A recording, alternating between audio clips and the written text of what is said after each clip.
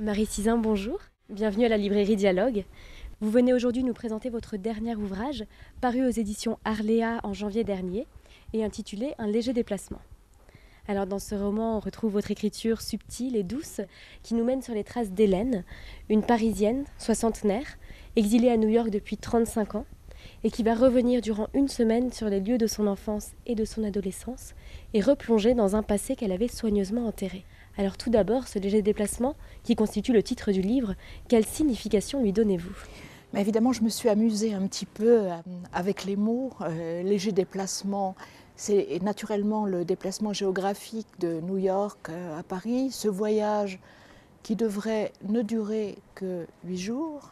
Elle a promis à son mari qu'elle reviendrait pour s'occuper de la librairie qu'ils tiennent à New York. Elle vient à Paris, soi-disant ou prétendument, pour s'occuper du sort de l'appartement de ses parents dont elle a hérité.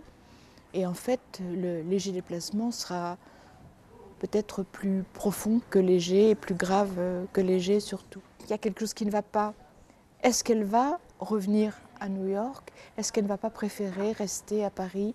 Pour quel but, quel projet, quelle idée? On est en attente. Il y a véritablement deux vitesses, deux temps dans le roman.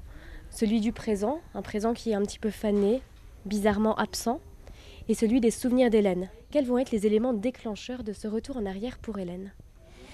Les lieux, c'est-à-dire que quitter une ville où on a vécu tant de choses et la quitter pendant si longtemps. L'appartement est peuplé de voix et de gestes de personnages.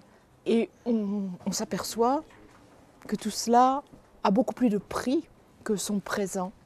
Alors à travers l'histoire d'Hélène, vous abordez de nombreux thèmes différents, celui de la famille, de la filiation, de l'adolescence, du premier amour. Bien sûr, un thème récurrent est celui de la mémoire, des sortilèges du temps, mais est-ce qu'on peut aussi dire que ce roman traite de la construction de soi et de son identité ?